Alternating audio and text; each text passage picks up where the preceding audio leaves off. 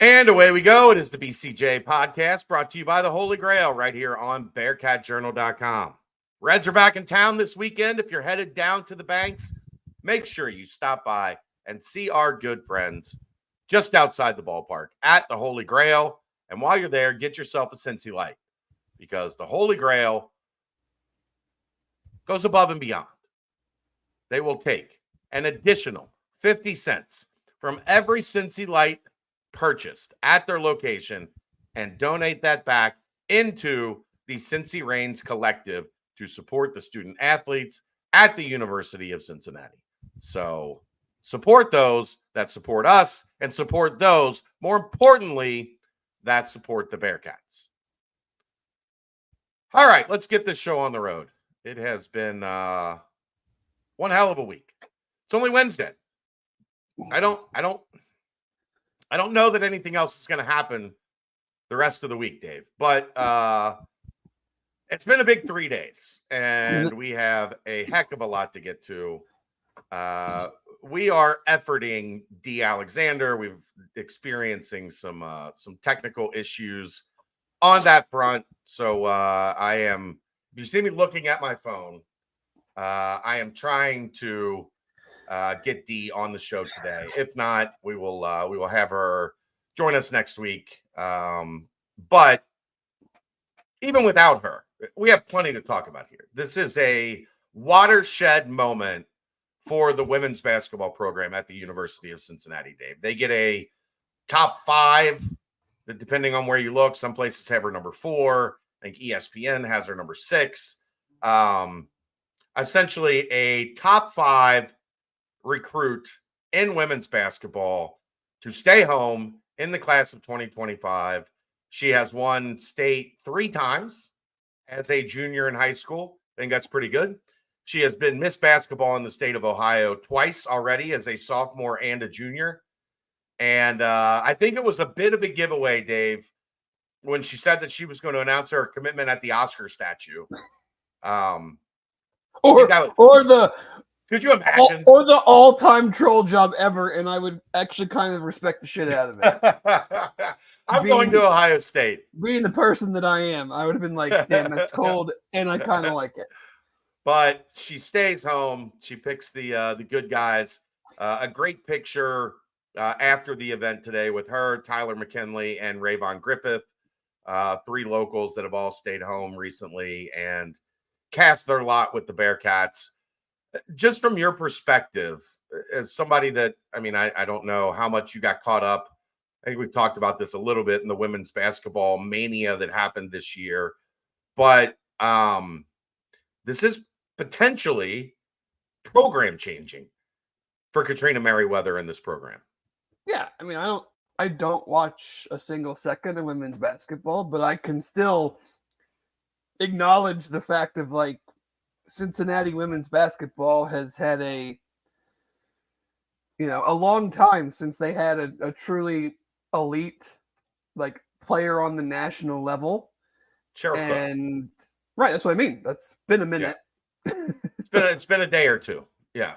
So being able to coming in as like you kind of pretty much call it like her first real recruiting class, not to disparage anybody else, but it was her first year this year. So, they weren't putting together something based on long-standing relationships and stuff like that. So, yeah, you get a 5-star kid, you get a state champ, a multi-time state champ, a multi-time player of the year in the state. Like, yes, you could see that be the impetus, the jumping off point to, other kids being like, okay, this is like a real option for me now. She's shown that, they've shown that they can acquire serious talent. And I am now going to, whether it's other local kids, whether it's other Ohio kids, whether it's national kids who maybe they had great relationships with, but just kind of maybe a little skeptical of, hey, it's your first year in the Big 12. I like you a lot, but I've got these other teams that are much more established and have much more of a winning culture already going.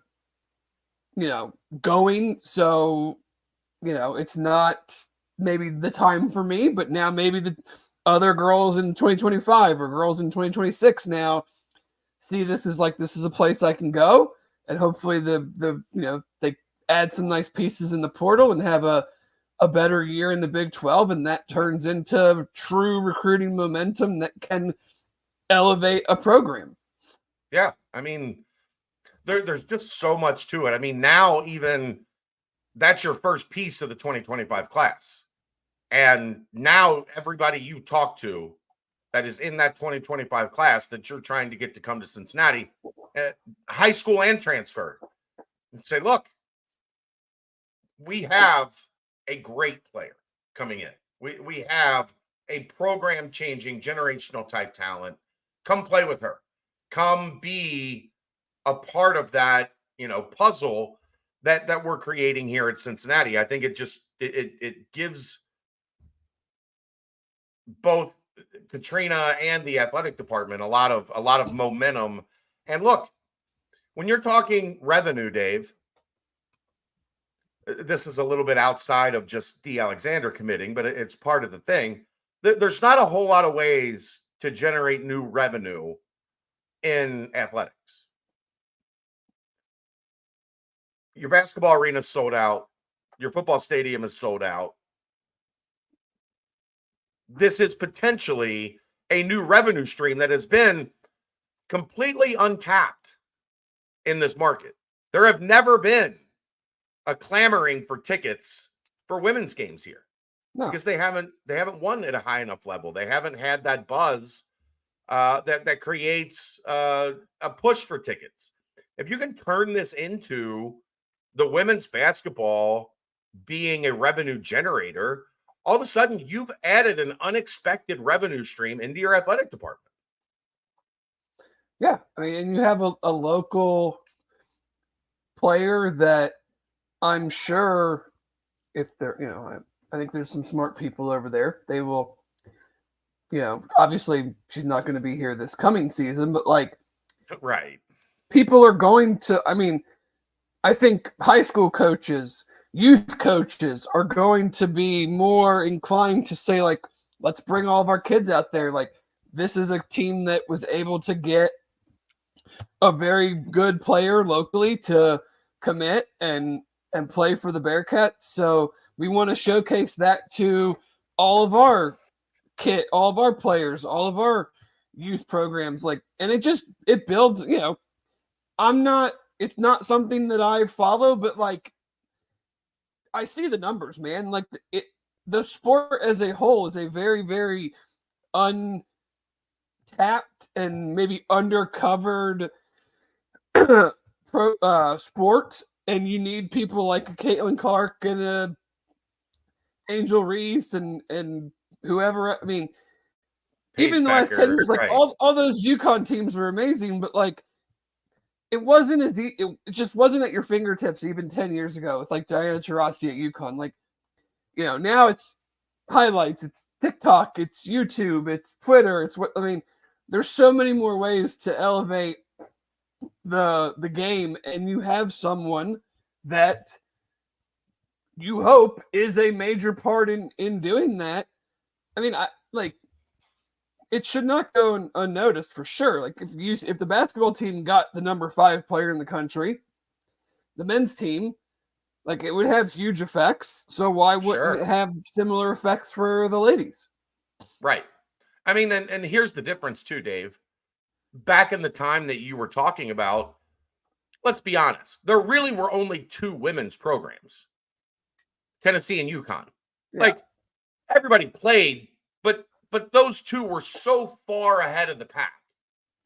And Stanford was good and Notre Dame was good. And everybody had their runs, but we saw how dominant those programs were. And I think that's the other, South Carolina, they went undefeated. So not going to, but back then, every game they played was a blowout. Those teams, yes. The sport as a whole is much more diversified now, has much more equity, where a girl like Caitlin Clark can go to Iowa and elevate. I guess that's kind of like, and I would never, ever, ever put this at Dee's feet or anything, but just using it as an example, like Iowa has probably had a very fine girls basketball program for a long time. Women. Don't say girls. Whatever. I'm not getting in that trouble. You didn't say it. I know, but trust me. Trust me. That was a mistake I made when I first got into college, and I was 17-year-olds women, because I don't call 17-year-old guys men. College basketball is women's basketball, Dave. Do not. You know what they'll say? Do you call the UC program boys basketball, or do you call it men's basketball? I'm not. Some of them are boys. But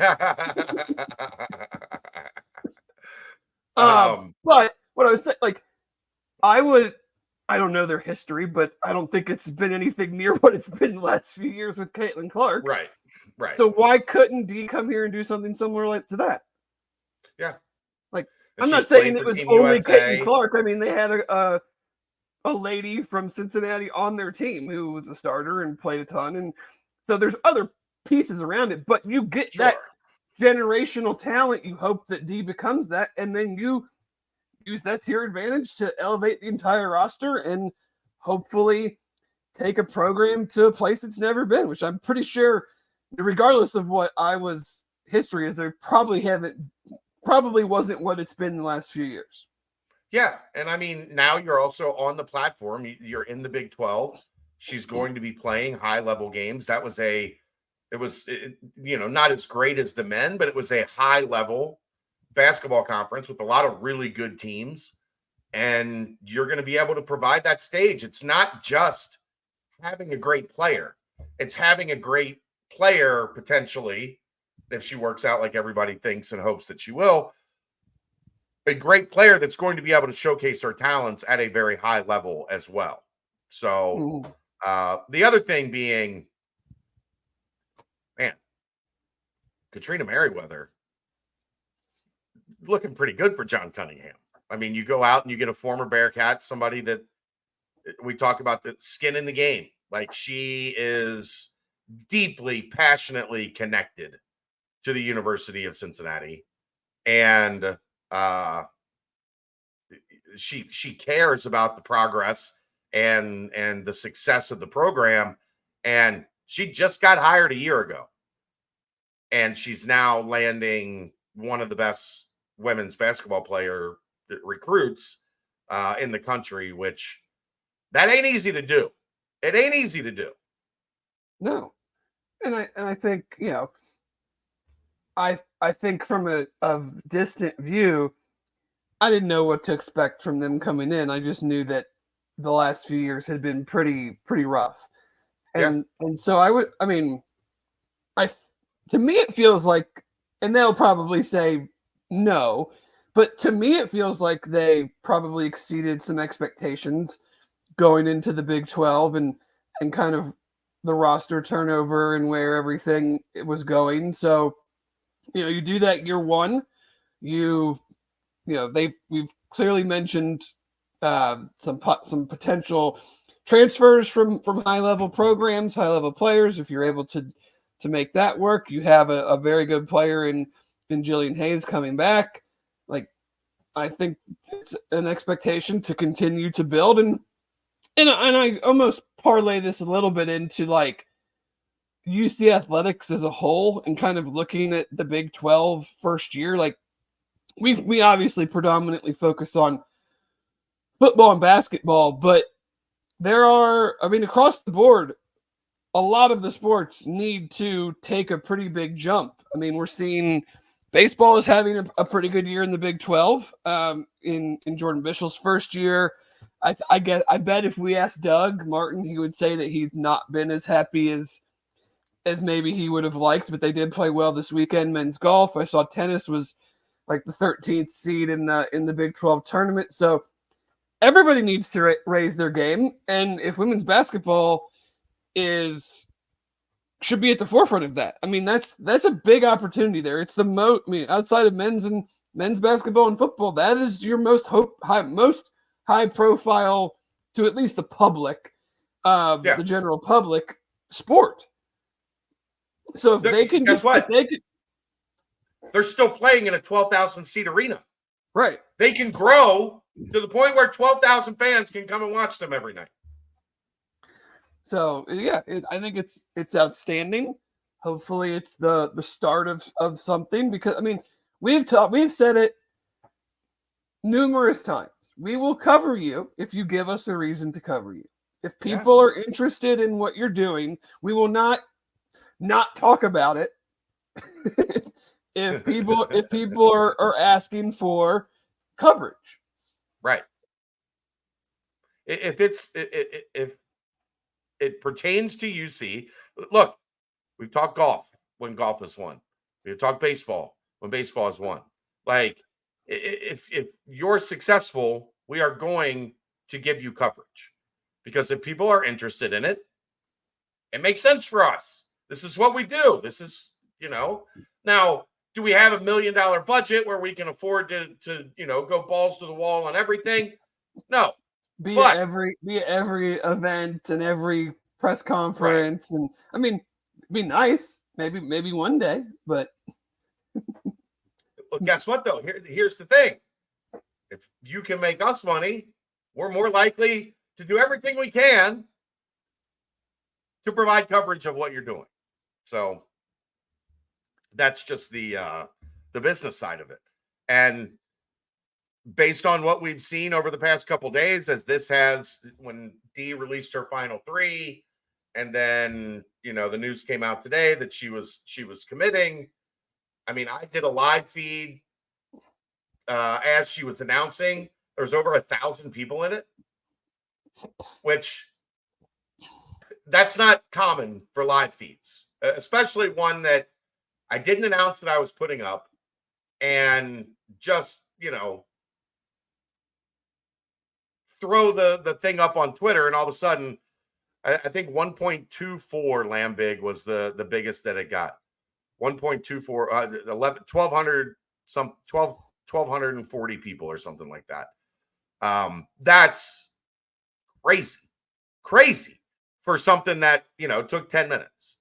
That's the type of interest that there was for this. So what does that signal as somebody that owns a business that covers UC? Probably gonna have to take a look at figuring out a way to make sure the women are fully represented on the website. Yeah. What's Mo always say? Be good or be interesting.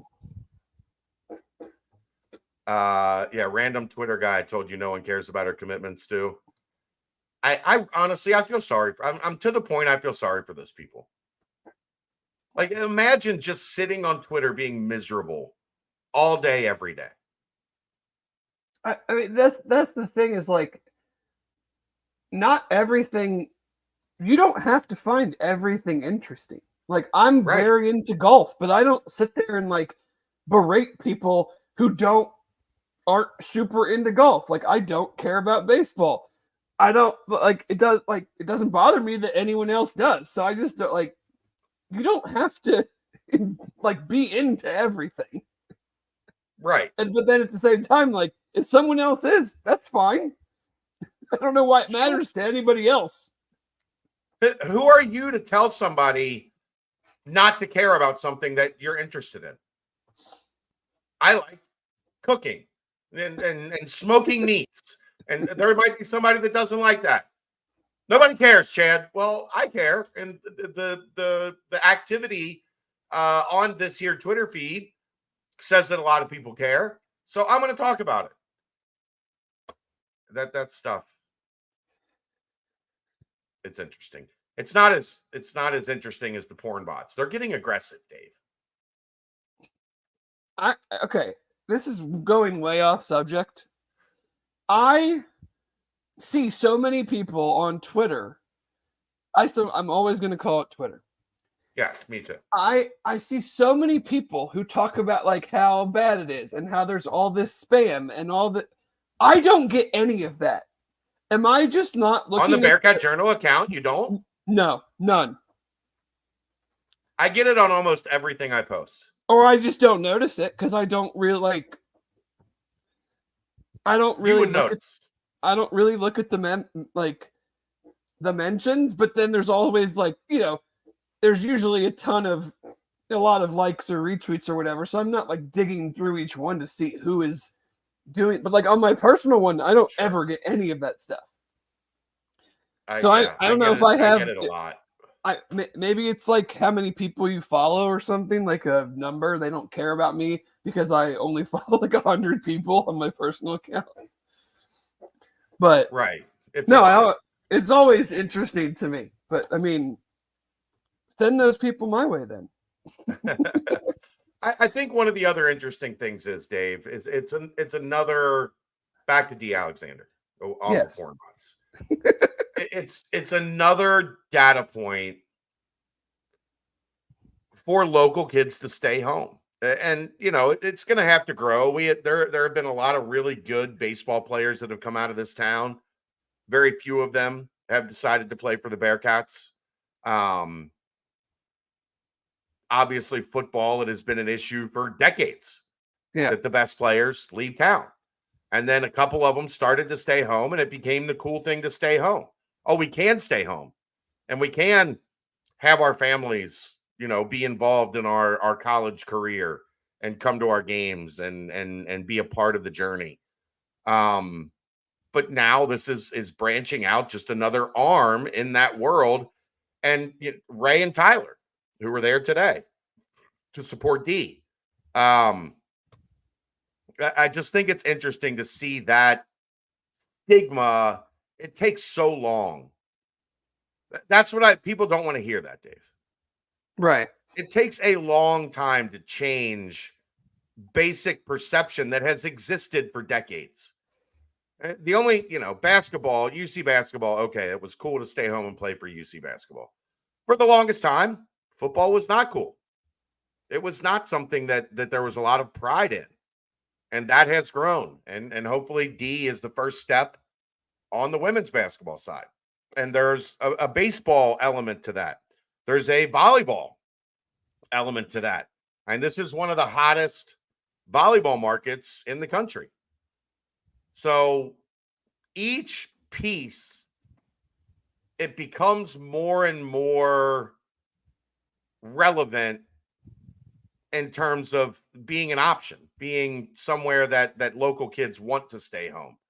And you don't get any bigger than a top 5 recruit. Yeah, I mean, it takes sustained success because you look at football. It was always a struggle because there was not sustained success. Then when there was, it was a lot of 3-year coaching changes. Yes. And you have high school coaches that have been in place for decades. And they have, just like we talk about coaches having relationships with players, high school coaches, whether it's football, basketball, whatever, they have relationships with coaches too. And people at different places too. So you're just fighting a battle with, I'm the coach at X school and I got some players and this is the first time I'm meeting this head coach again. But I know this coach for a long time and he's always comes to see me and I've sent players to him and they all say that regardless of whether they've been great or they've been just dudes on the roster, they all love him and they love the experience. So yes, there are coaches that push players or to certain, but that's just human nature, man. Like I'm a coach. I have a good relationship with another coach. He takes care of the kids that I send him there. So if my kid's interested, then I'm going to be like, hey, that's a good thing to look at because Johnny and Jim and Bill have all gone there and they've all loved it. So, I trust the situation. So you need to have sustained success and you need to sometimes, regardless of the winning that the Bearcats football team was doing for a while, the turnover hurts you in that regard. Sure. So, and I also you can't start anywhere without winning first. Well, I mean, this is about to be a case study, right? They got her to stay home. This is the rarity. Although I guess you could go back to Fickle's that first spring after Fickle's first year when they were terrible Right. And that's when you had Josh and Malik and that group of guys commit kind of on blind faith. Right. Dee is taking kind of that blind faith jump with the women's program that it's going to be on that level. Right. So I don't know. I thought it was really cool just to see the interest, to see kind of the city. Jarrell was maybe the first of that group the year prior. That was a kid that wanted to come to UC that the previous staff just didn't recruit. Like that's a whole different that's a whole different conversation that we could have for an hour, but we won't. I'd rather not. But we won't. John said it was mentioned on George in the Jungle last night, the highest rated athlete in UC athletics history. So there are some places that have her number 4. ESPN had her 6, I think DeMar was 6th at a couple places. Somebody said on the message board, Ruben Patterson was 3rd in some places. I guess, that's such a, when we talk about ranking, it's hard to predate like 2023 or 2003, 2004. That's really when that's really when like Rivals and Scout and like the ratings industry started to take off. Yeah, for sure. So the highest in like the rankings era. Yeah. Lance was 12. I always remember DeMar being like right around 5. But I think the highest he ended up was 6. I think I saw somebody on the board say they remember him being somewhere as like 8th. He was a top 10 guy. But I don't even know who was doing rankings at that time. Well, it was oh gosh. Like Lindy's? No, there was a couple guys. Clark Francis. He was one of them. They were like newsletters. Yeah. That would come out with like rankings. So when I first got into the business, those guys were all still around, like out at events and running their scouting services and all that stuff. But Bob Gibbons, was he one? Bob Gibbons, yeah. Bob Gibbons was one. Clark Francis was one. Those were probably the 2 main ones. But yeah, Phyllis, we know Jillian Hayes is local. Abby Holtman's local. I know Abby Holtman's local because I grew up with her mom and I played baseball with her uncle. So I'm very familiar with the Abby Holtman story and Clarissa Craig. We're not saying that they didn't get any locals. We're saying that they didn't get the marquee, the splashy, and like, Team USA, McDonald's All-American. They and there's been a decent number of those in Cincinnati women's basketball and Cincinnati high school basketball, and they've all left. Kelsey Mitchell being a prime example that went to Ohio State. They weren't able to keep that level home. And this hopefully is signifying that they will, because it is a hotbed for women's basketball. It is a hotbed for youth girls basketball. There's a lot of high-level players that come out of the city. DeMar was the 1999 Parade Magazine National Player of the Year. Yes. But the ranking services didn't have that. Marshall at Iowa. Gabby Marshall. Oh, okay. She went to Mount Notre Dame. She was on the team with Caitlin. Yeah. So yeah, I mean, it was a landmark day for the women's staff. Hopefully they're out celebrating right now. Hopefully they're out recruiting, not celebrating. Celebrate tonight. Recruiting. Celebrate tonight. You need to be on the phone with all your top targets. building on the momentum. You're recruiting at dinner at Ruby's while you're celebrating tonight, because they definitely deserve some kudos for a job well done. All right, let's keep it moving. That segment, that timestamp is brought to you by Turtles Brew. 0 sugar, 0 carbs, gluten-free, 6% ABV. It's a bourbon-infused sweet tea. They have lemonade tea, cherry lime, raspberry peach, orange vanilla, and now they are out in pouches. You can buy them in individual pouches or 5-packs. There's over 100 locations in Ohio. You can visit turtlesbrew.com for more information and locations. A portion of the proceeds go to Save the Sea Turtles. They are in Toledo and expanding now in Central Ohio. Let's get to basketball, Dave. And we have had 2 additions to the roster. We have beaten this to death over the past couple days. So I don't know that we're gonna go an hour on the transfer portal stuff for the men's side, but we haven't heard your thoughts. They add Connor Hickman on Monday, a guy with deep connections to Drew Adams and his dad through their AAU days. The family living in Bloomington, Connor Hickman also being from Bloomington.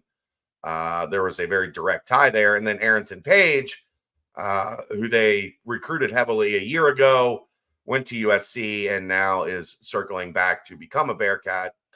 Dave, this makes it easy on me when it's the obvious ones. Yeah. And if you're talking about the early part of the portal, the first half, I guess, of the transfer portal, these were the 2 names that, when they hit the portal, it was very obvious that Cincinnati was going to be involved, and they get both of them done. I would say, just based on those relationships, based on those connections, these are the 2 guys that they had circled. They are now in the fold, and you have a roster that currently sits at 12 scholarships. Let's hear what you feel about the additions of Connor Hickman and Arrington Page. Well, first, I don't think it was obvious. It was obvious to Bearcat Journal members. To me. No, to you. To me. I'm talking about in my coverage of things. Obvious because you were told who to keep an eye on. Yeah, but I mean, a lot of the portal does tend to come back to connections. Right. Previous relationships. Sure. Yeah. Because the guys that you don't have to speed date with. Right. It makes it a little bit of a different. That's why I always love the tweets of like, so-and-so's entered the portal and these 37 schools have already reached out. Like, congratulations. You texted the guy. Well, I also love XYZ player from South Dakota Mountain State that averaged 18 points a game is in the portal. And people on the message board are really like, that's the guy. I've been talking about that guy. They need to go get him. How the hell would they have any ties to a guy from South Dakota Mountain State? Well, I mean, everybody can just get the next Dalton Connect. Yeah. I mean, they're all Tennessee didn't have any ties to him. They're all readily available. You just go grab them off the assembly line. Yeah, the second team All Big Sky kid that turns into a consensus first team All American. They're everywhere. Yeah. But I mean, anyone that's listened to me talk about the basketball team this year knows that I wanted more shooting. So getting Connor Hickman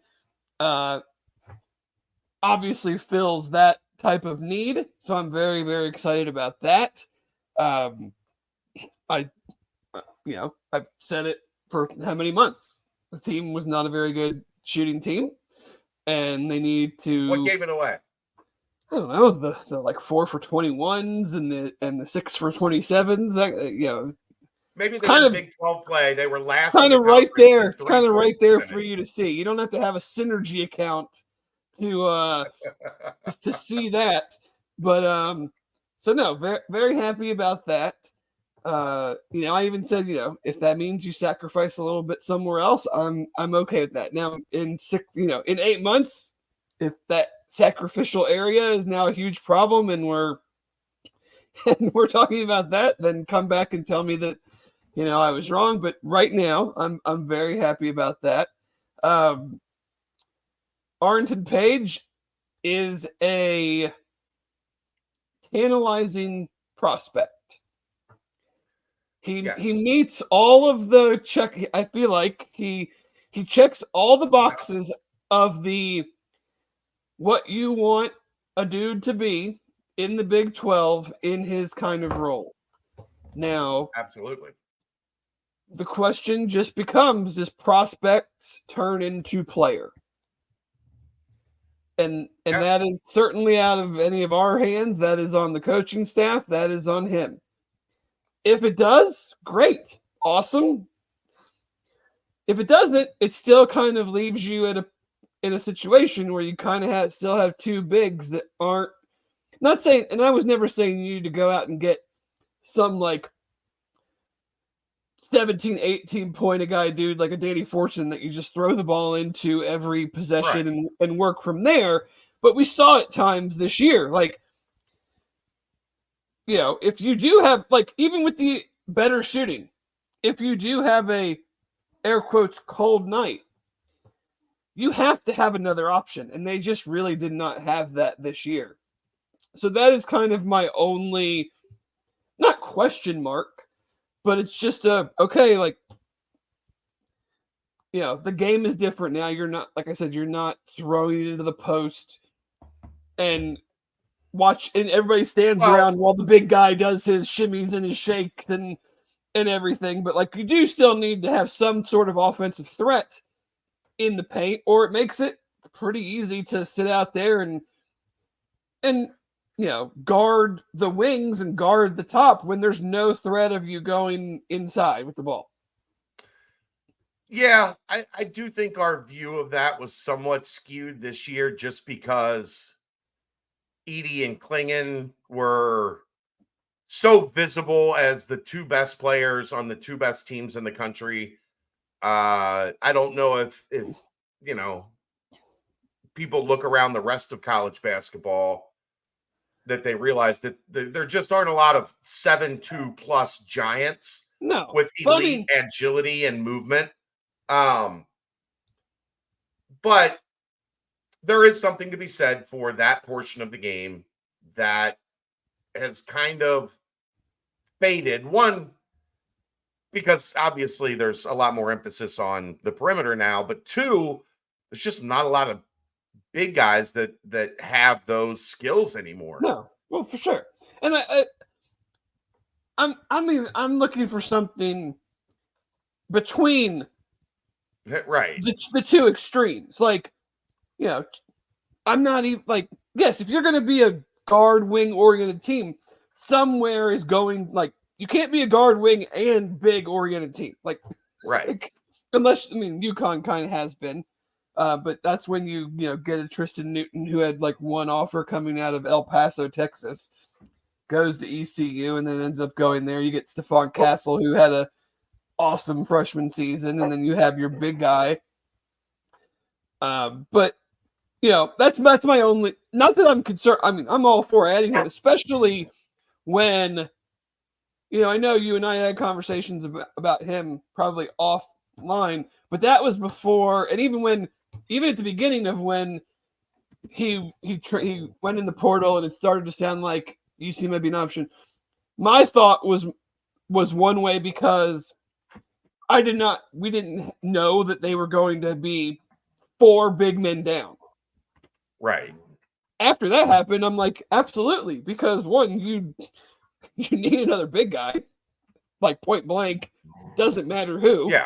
And two, I'll absolutely take the chance on a young guy with the athletic traits that he has over like a 5th-year dude who is coming in from a lower level school who did 14-7, and now we're going to ask him to do 20 minutes a game and give us 9-6.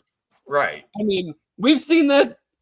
A lot of other programs around the country have seen that. Like, I'll roll the dice on Page and his traits and his youth and development over the other option after we had the exodus that we did.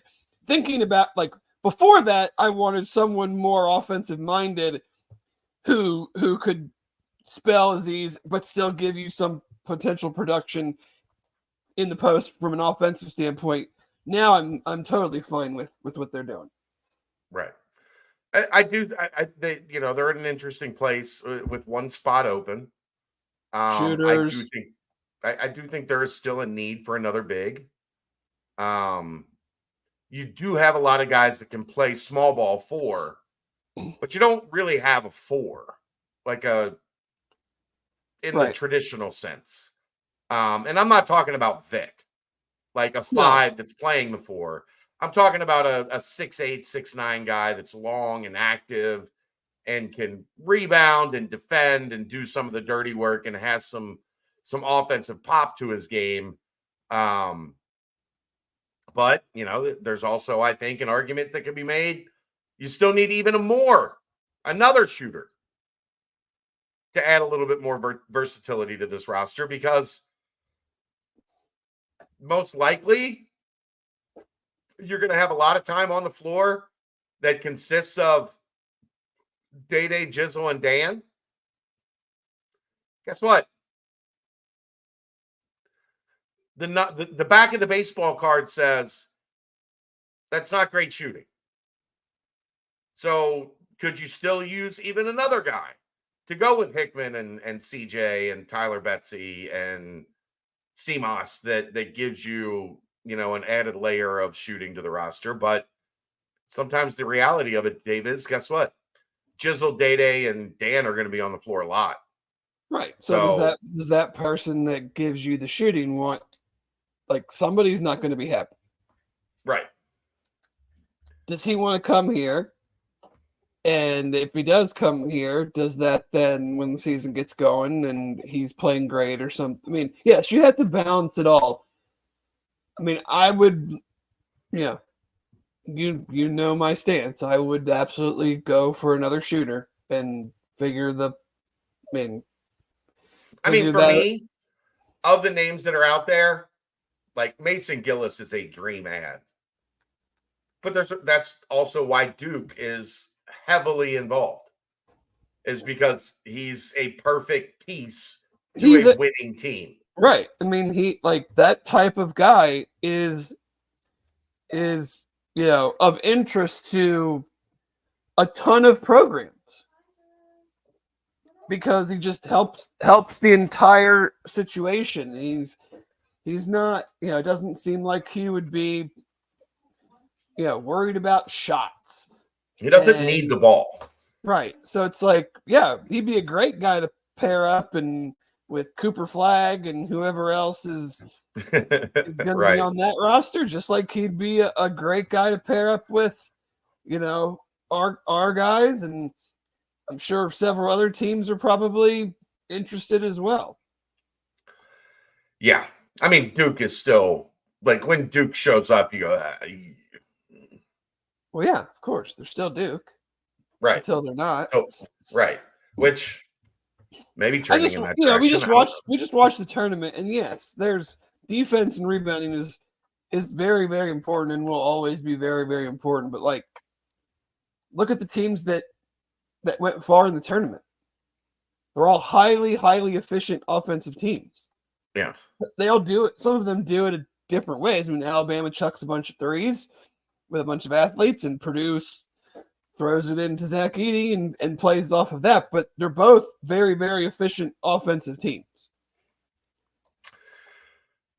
Yeah, I mean, and Gillis, for example, though, is the rare. He's known for his defense and rebounding, but he's also known because he shoots like 47% from three. Yeah, I mean, and I'm not going to say never, because, I mean, Dalton Connect will be a case study for forever, literally.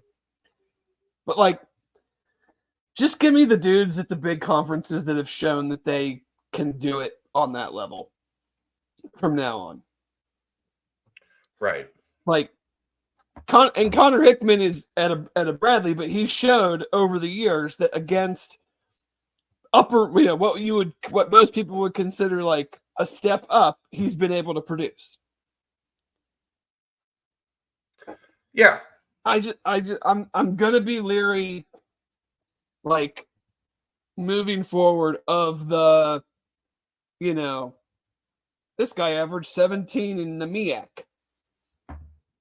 I just don't think it translates enough. But Dave, I think it's like, I don't think you can say that anymore. No, you Because can't. I think like, there have been enough guys that have made that step and been highly efficient. Been really good. I think, but it depends too about like all the guys around. Alabama's whole team was those guys. Yeah. Well, Mark Sears from Ohio University. Yeah, Grant Nelson. The other guys were all. No, there was like 5 of them that all transferred up from smaller levels. Yeah, I might be. Aaron Estrada was at Hofstra. Yeah, that's the CAA. Like that's low major. No, basketball. You're right, and I know UConn had some guys too that went Cam that route. Spencer. But, yeah, Tristan Newton, but I just want shooting, man. Just give me the shooters.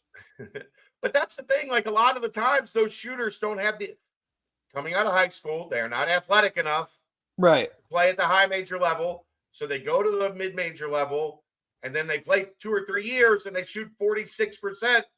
And it's like, oh, well, that guy probably should have been playing high major basketball the whole time because he can make shots. He can put the little orange thing in the rim. Yeah.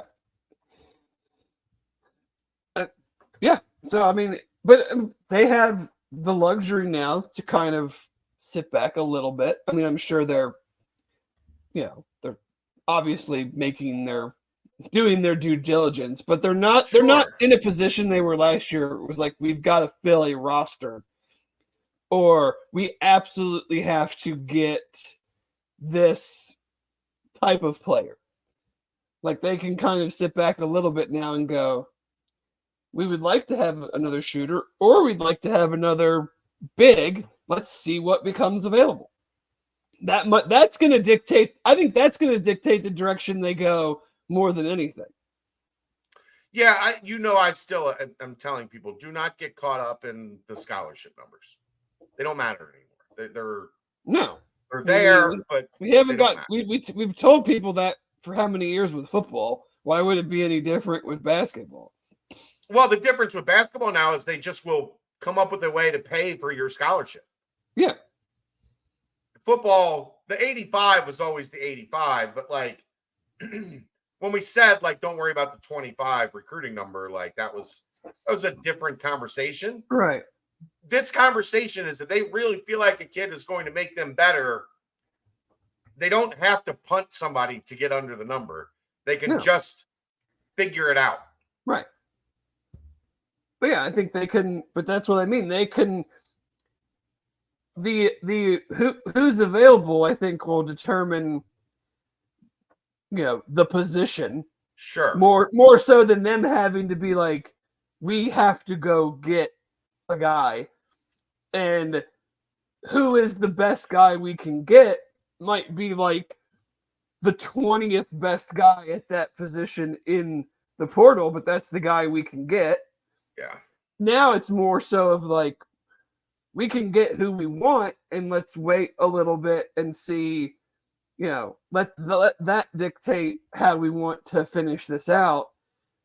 We're not forced to, like, it's not like the draft where it's like, oh, we got to get this guy because we have a hole here. Like, they don't have any real holes right now. No. I mean, you can go pretty easily too deep at every position with a guy you feel pretty good about. Yeah. And, I mean, there's a dude in the portal that, just from a basketball sense, I think would fit absolutely perfect in Nick Pringle. I know he's had some off the court stuff or on the court stuff with Nate Oates and seemed to get things back in order at the end of the year, but then decided to transfer, probably just to like it's best if we both move on type of situation. I feel like he would fit in, just from a basketball standpoint, like beautifully in that type of like stretch 4-man role. But I also don't think that that's probably the direction that they would go based on the things I just said. Well, I will also tell you this, Dave. There's a lot of there's a pretty good number of top of the sport talents that will be in the portal that are not there yet. Sure. We started to see this last year. It popped up with Micah Adams-Woods here. But the end of the portal cycle is getting a lot more interesting than the beginning. Because the tampering is unbelievable. I've heard stuff. I don't know if it's true or not, but like dudes are waiting to get checks. Goodman tweeted this, yeah. So from their current schools before they enter the portal to get a check from their new school. So remember, we're talking about a lot of guys that transferred a year ago, right? And this is the time of the year that these guys are signing NIL deals. Right, so like a one year deal. NIL deal, which means their NIL deal expires pretty much right about now. Which means they are waiting on their final check before they go do something else, which is crazy. But this is the lovely world the NCAA created. Yeah, that's some bad. That's like tempting fate, in my opinion. Well, I mean, you would want your last check, Dave. I know, but let's also say, Dave, that last check is like $48,000. Oh, I'm not saying I wouldn't do it. I mean, it's kind of like leaving one job for another, but like I don't know. You're kind of, I don't know. I would agree like if it was some silliness, but if you agreed to pay me all this money, I'm sticking around to make sure I get all that money. Yeah. And then I'm going to go somewhere else and get their money too. Yeah. I don't love it, man. I know none of us love it, but it's where we're at. Like it's what we have to talk about and deal with. I mean, we've talked about this we talked about this probably a month ago, and we kind of dug deeper into the whole like, why are the fans, why is it their responsibility thing? Right. I mean, I have a friend group that are all Tennessee fans that die. I mean, we all went to college together. We all love sports, whether it's football, basketball, baseball, golf. Like the vast majority of them do not care about college sports anymore. Like, yeah, they're like, we'll watch it because we like sports, and the product on my buddy's like, the product on the field is fun to watch. But he's like, I have no ties, no emotional investment to this anymore because of all the stuff that's going on. Yeah. And I said it's and I think I said it on here, and he agreed with me 100%. I was like, it's a catch-22. I think the players, I'm absolutely for it for the players, but as a fan, I think it sucks. Yeah, because the people that are making the billions of dollars are not the ones paying the players. It's the people that are providing the billions of dollars that are also being asked to pay the players. It's so stupid. It's beyond stupid. But there is going to be a lot more activity between now and May 1st. Is that so? Does the football and basketball portal close on May 1st, or is that just basketball? Basketball closes on May 1st. Football is 15 days from 2 days ago, right? So is it? I don't know. They're both right around May 1st. I don't know if they're both exactly May 1st, but they're both right there. I guess it would be like the 29th. Yeah, I mean, we heard names last year late in the process that ended up not going in. So yeah, I think that's probably going to be the same this year. Where I mean, look, man, this isn't going to be a surprise, but people came after Jizzle, heavily came after Jizzle. People came after Dan. People came after CMOS. People came after Aziz. People came after Dan in the handshake line. Yes, probably twice.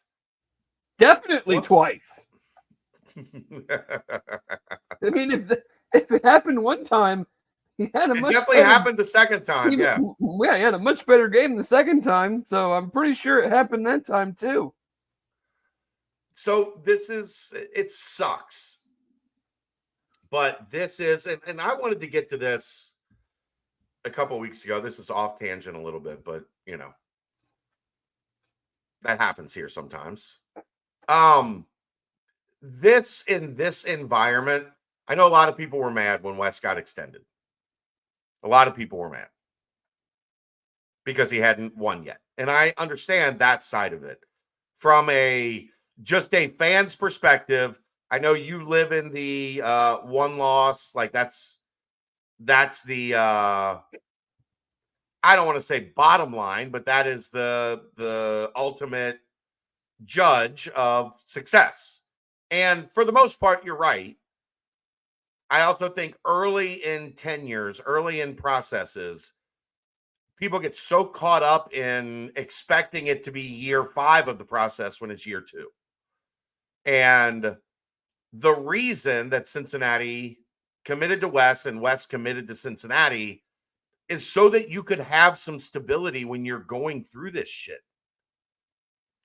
Yeah, I mean, like, because guess what? Look at some of these rosters right now.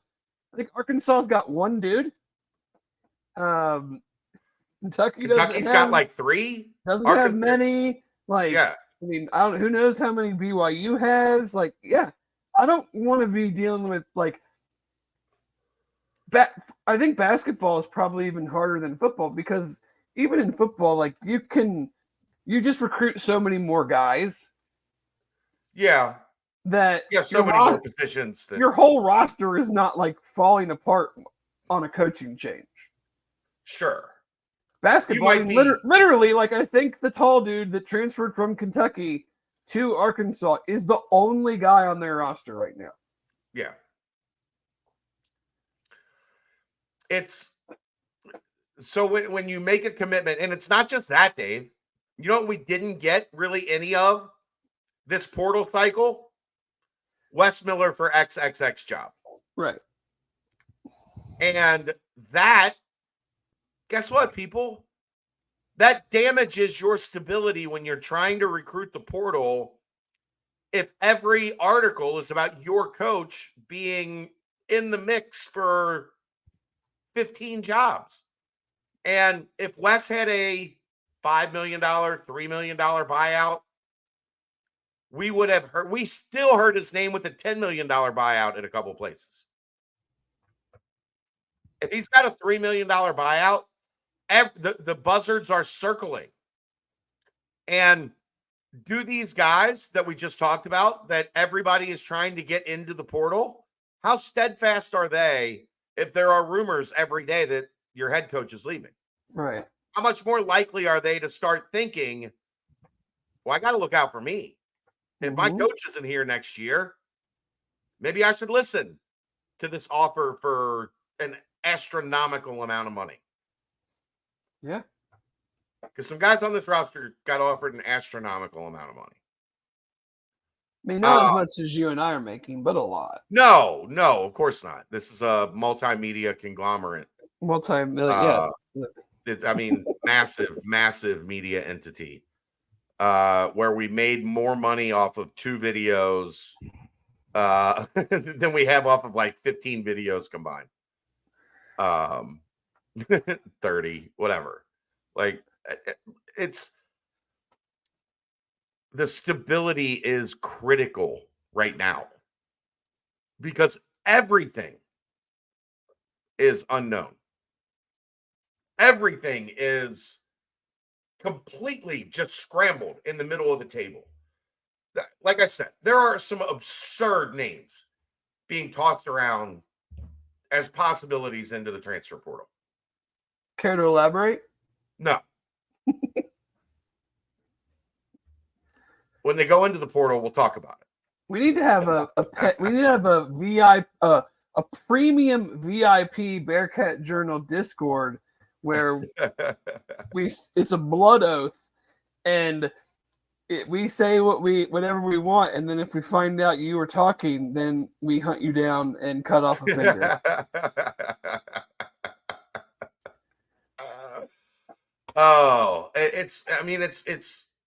It's an important part of this process. That's why the extension happened. Because they could not afford, after you couldn't go losing your team when Mick left, and then losing your team in the Brandon situation. And now you lose your team when Wes leaves. And you're starting over and over and over and over again. There had to be some semblance of, we are not letting this get upended anytime in the near future, especially going into the Big 12. Because guess what happens in the best league in the country, Dave?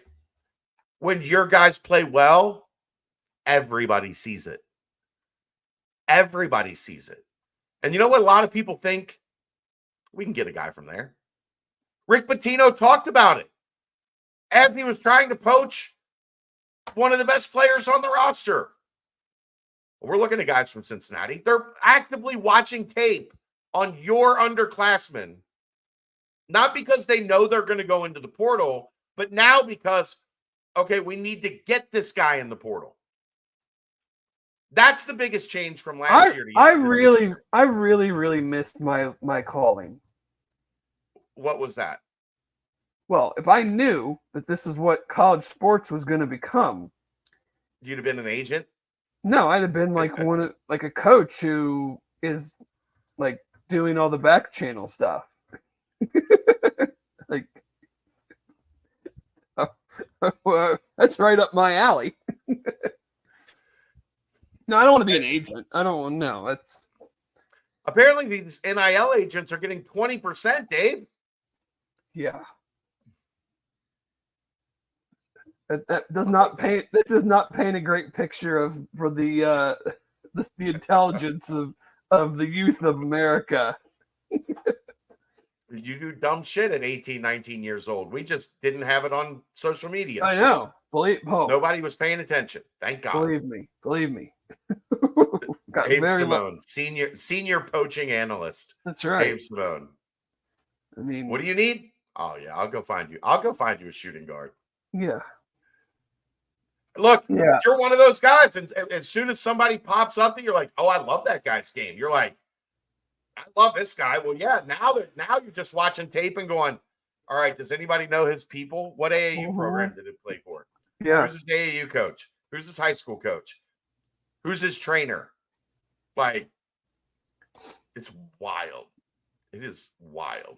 That's all. The other big news. Go ahead. No, you go. I'm good. I was going to say. The other big news, Jizzle James announces his return with cameos from Chad Johnson and Gary Owen. I'm pretty sure no one's going to top that. It's as good as you get in this market. It's as good as you get. I mean, regardless of the market, like what other kid is going to just get, what other guy is just going to get, a couple celebrities to be on their Instagram, I'm coming back video. I'm pretty sure those two guys are really good friends with his dad. So he had an in there. But again, there's not a lot of kids with Hall of Fame dads that say what you will about Edge. He's pretty quiet. He's got a cool factor to him that attracts people. The coolest guys are always the quietest guys. Yeah.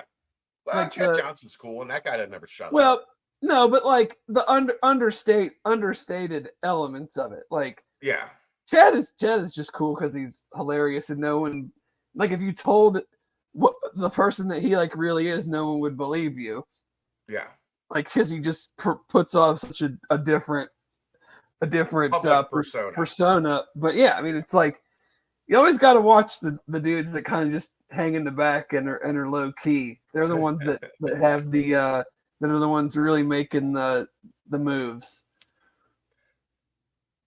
What is your 2024-25 like ceiling for Jizzle James? How good can Jizzle get? I mean, this is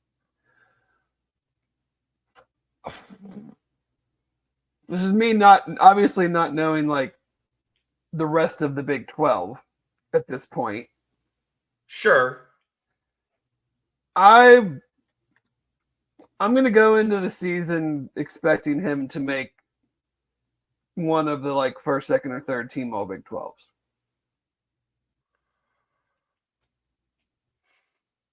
I think that's fair. I think that was bringing me to another.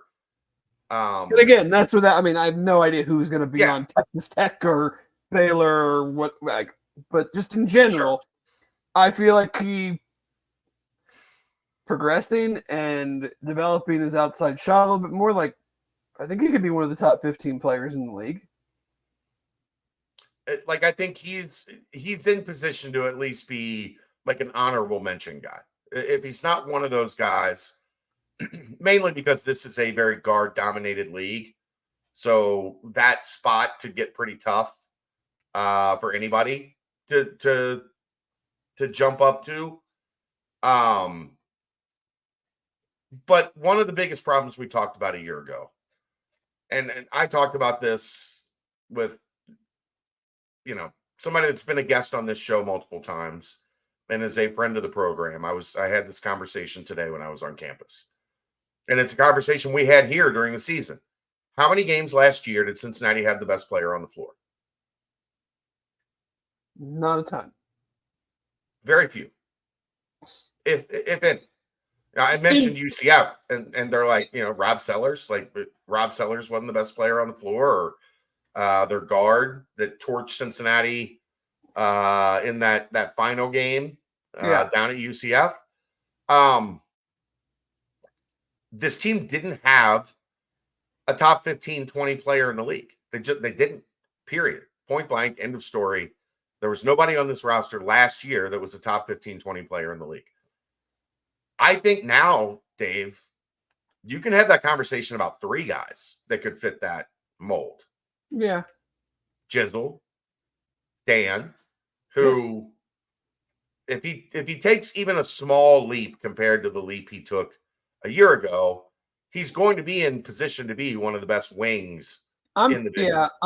I'm going to have maybe unrealistic expectations for Dan next year, and will probably come off as a giant ass at times, like being ultra critical. I just think there's so much there.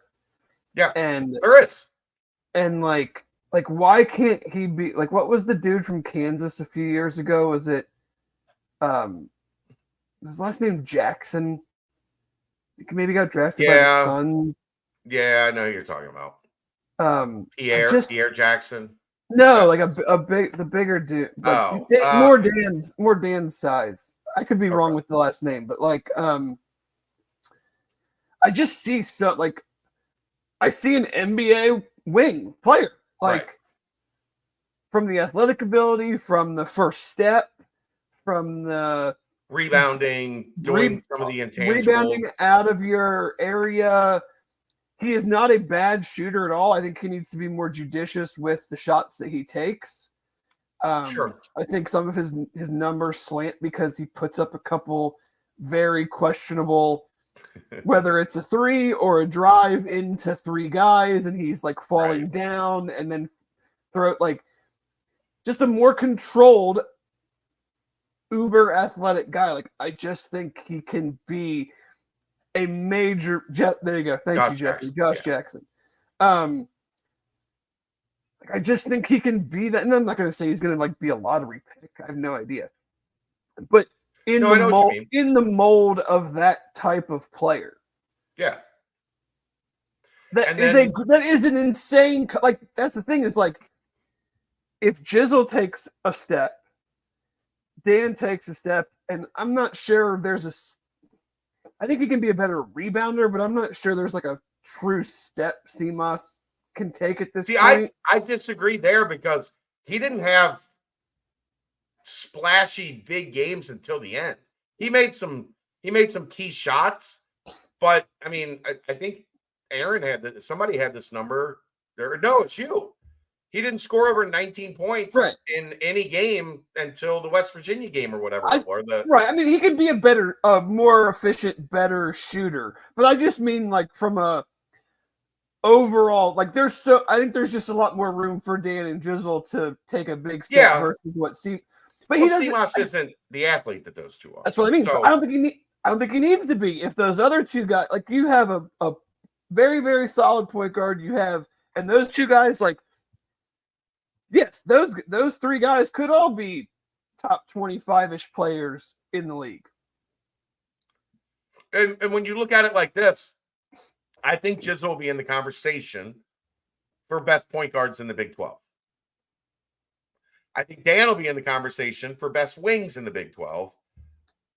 And I think Seamus can be in the conversation for best shooters in the Big 12.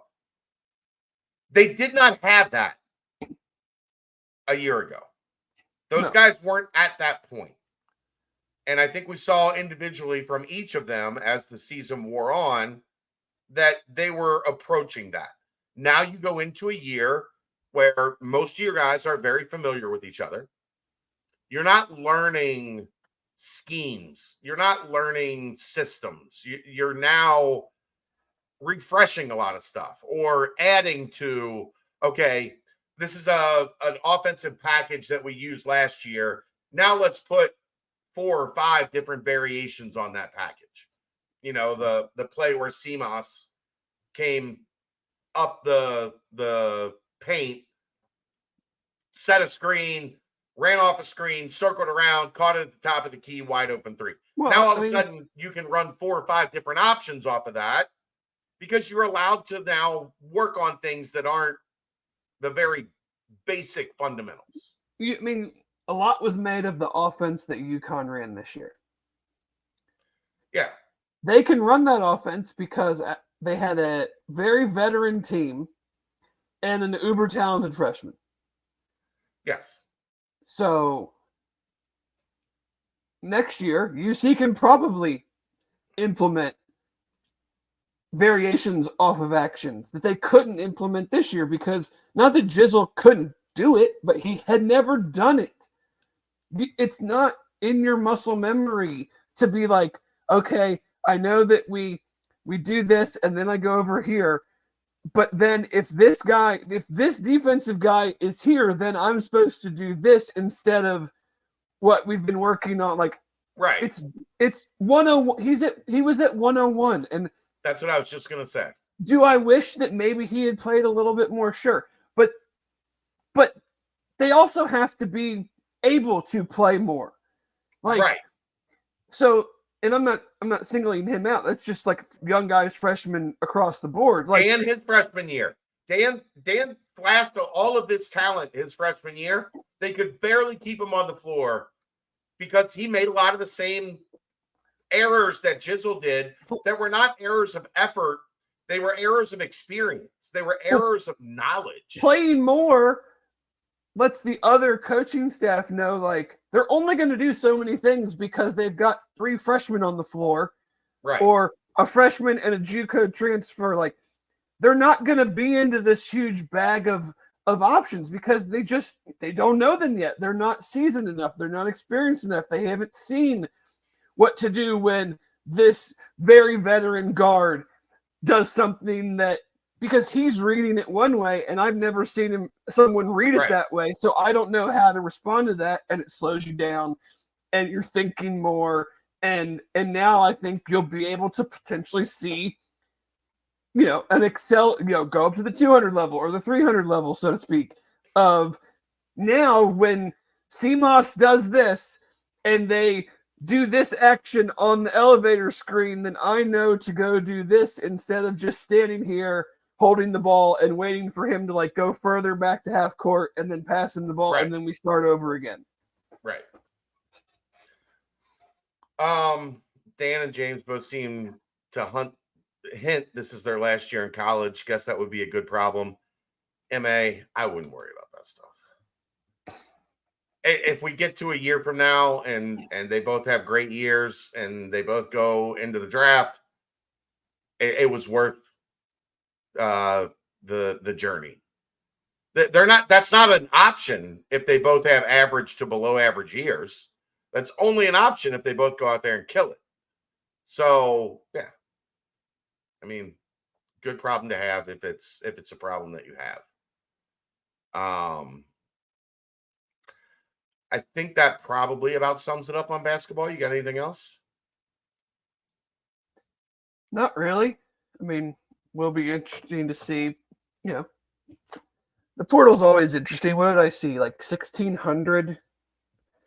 I think I saw 19. I think we're at 19, including like walk. I mean, that's like every level walk. Like, but still, yeah. I mean, there's still gonna, like you said, there's still conversations being had. There's still guys trying to figure it out. There is still a lot of staffs doing everything they can to get as many guys in the portal as possible. Well, I mean, we just talked about two programs. Like, you think Kentucky or Arkansas's got one guy? Do you think Cal's just like going to pick all of fill out his roster with just the guys that are in the portal right now? Right. And what did we learn last year with the Micah situation? When you're trying to land something specific, you don't go get one guy in the portal. You get 3, 4 guys in the portal so that hopefully you get one of them.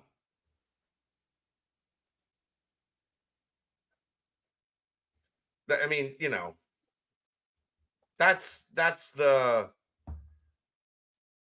gist of it. Yeah. That, you know, it's not as simple as it seems. Teams are not out there very often like, okay, if I get this guy in the portal, it's done. Because that guy goes to the portal, and like you said, Dave, 37 teams call him. There's like 70 Power 5 teams. Every kid that goes in the portal hears from half of them if they're, you know, a high-level type guy. Yeah. And that's not counting, you know, really high-level guys that I think we might see. And we've seen quite a few of them. And Tennessee had a couple guys that end this show so you can tell me all these people that I should be watching out for. You know. Shh. Dave, shh. It's quiet right now. It's the team that tried to poach players at the handshake line at commuter school from Texas. I will not confirm nor deny any. I'm not giving y'all nothing. Nothing fun. Nothing means nothing. Must have something. Sorry, Eddie Murphy Raw flashback. You want to hit on scheduling was a common topic today. You want to hit on that for a minute or get to whatever you want, my man. A lot of people wondering about scheduling for this next basketball season because they got 2 guys in the portal, right? So there's only 1 scholarship left. So now we have to go to the next off-season talking point, which is the schedule. Listen, guys. They have 20 Big 12 games next year. And I'm the wrong guy on this one because, like, I don't care. I don't either. Like, I'm all about the Big 12 schedule. Would it be nice to play some fun non-conference games? Sure. I don't care. Be good in the Big 12 and none of that other stuff matters. Right. They have Georgia Tech on the road. They have Xavier at home. I do think just from some rumblings, Dave, I'm interested in your thoughts on this. I think there's a decent chance they run it back downtown against Dayton. I mean, sure. Dayton's going to stink next year, so you better win. They're not going to have the roster they had this year. That is for sure. They did get Zedke. I like Zedke from Ohio State. Yeah, but I mean, you're Your 3 best players are gone. You better do work. Anthony Grant better do work in the portal. Yeah. I mean, I have no problem playing. I would like to. I mean, I would like if it was me, I would do a home and home with Dayton every year. I would just bring that back. Yeah. Like it just like why not do that? Like I know you're not going to get Ohio State to do it. I know you're not going to get Louisville or Kentucky or Indiana, but like Dayton is a great place to go play at UD Arena. They pack the I think place that's out. part of the problem. But that's a game that is like that's a game that could get you ready for tough road games in the Big 12. Sure. But they're always, even though I say that they're going to stink next year, like they're still not going to be absolutely terrible. Like it's still going to be a good road game and a good home game. Like you play Xavier, you play UD, you play a couple other P whatever it's called now, outside of Big 12 games, and then you play a bunch of bye games at home, and I think that would be totally fine. And you get into some sort of MET or some Paradise Jam or one of those things, Well, here's where we get into a problem, Dave. So this is the MTE is going to become the sticking point now in the 20-game conference schedule era. Because are you really going to go to Maui and play 3 like big time games, then come home and then maybe have like a road game at Xavier, then another some team in the ACC or something, and then go play 20 games in the Big 12? Right. Then you're putting yourself in a position, Dave, where you're playing 26 quad 1, quad 2 games, 24, 25, 26 quad 1 out of 31 games. Why? What do you really need to like prove yourself at that level? Like once you get to 20, does it really matter if it's 20 or 23 or 26? I don't think so. I mean, like, here's where it gets interesting because, like, this is where the Big East screwed itself this year. Is that they had 2 teams that were bye games, and they do round robin scheduling. So every Big East team had 4 quad 4, like low quad 3, quad 4 games on their schedule. Right. And that drains you if we figure out, 2-3 years from now that there's a couple Big 12 teams that are struggling, hanging out in that bottom tier. And in this conference, guess what? If you drop down below 125, 130 in this conference, there's a good chance you just get your teeth kicked in every night. Even if you're improving, your players are getting better, like even if things are going in the right direction, you might end up 3-17. Right. And that drags everybody down. But as it stands right now, everybody's in the top 150. And there were 11 of 14 teams in the top 100? So why are you going to go out and try to add 6 of your 11 non-conference games as quad 1, quad 2 games? Yeah, I'm not sure I'm not sure it's the most prudent way to schedule. I mean, the days of the days of like when Izzo would just have those gauntlet non-conference schedules when he would have a veteran team. The conferences are just so much bigger now. Well, and he also knew he had some crap at the bottom of the Big Ten that he was going to beat the hell out of. Yeah, I mean, it was a 10, 12 team league, and 2 to 3 teams were going to stink. Right. Now it's a 16 team league, 18 team league, 20 games. I just, you get Kansas twice, Arizona twice, Baylor twice. Right. And then you're going to go schedule. You really need to go schedule Clemson or Wisconsin or name the middle to upper echelon team in another conference. Like, why do I need to add that game? You don't. You're going to be tested. I mean, I guess because the committee is telling you to is the answer that everybody that's on the bandwagon to schedule as hard as humanly possible. They're telling you to, but only if you're a bubble team. Right. If you're not, if in a 20-team league or 20 conference games, if UC goes 13-7 next year, they're not missing the tournament. Right. Because 13-7 in the Big 12 means you probably won almost all or near all of your non-conference games, or you wouldn't be going 13-7 in the league. Right.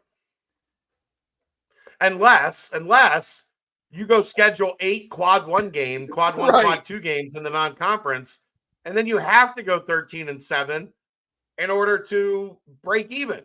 I mean, this coming season, I think you could make an argument for a more challenging non-conference schedule because your roster is so in place, and your one of your portal additions is a much older guy that has the experience. Like, certainly not this past year. Like, this past year, I was like, what are people talking about? We have 7 new players and we've never played in the Big 12, and we want to go out and get our teeth kicked in the non-conference. Right. Next year, I'll listen more, but I'm not going to go overboard. So here's where I think I would like pinpoint that, Dave, is that I would say I'd like to, if hypothetically speaking, this is all hypothetical world, like you're going to play, Xavier has generally been the second week in December. Yeah, I guess. Is it that way now, no matter who's hosting?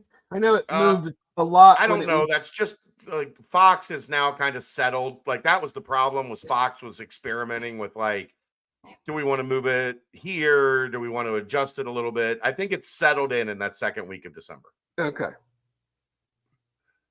So I think the question becomes, like, let's say you're going to play, if the Dayton thing does get renewed, and you play Dayton again, right around Christmas, which is what it was last year. I think you'd probably like another game in November to get ready. Yeah. Like a real, quad 1, quad 2 style, home or neutral or whatever the case may be. I don't think just playing at Georgia Tech is going to be enough in November. No, I agree. I don't get the sense you're going to see a big MTE this season. Like one of the premier ones. Yeah, I just don't know what. I don't know adding. Well, it'll be interesting because, like, the contracts were probably in place before the Big 12 went to some of the contracts with the bigger ones. It'll be interesting to see the Big 12 as a whole, like, outside of maybe Maui and Battle for Atlantis. Like, is anybody going to play in those anymore? Yeah, I mean, there's not a lot of incentive to do it, I don't think. Not from the power conference teams, other than getting your team a nice trip. But guess what they do on that trip? They play basketball, and then they recover to play more basketball. Yeah. Like, those guys aren't out on the beach, like, kicking it for a couple of days. There is a Big East Big 12 Challenge game. Maybe that is kind of the game. Yeah. And that's the end of it, though, is this year. Yeah, this is the last year.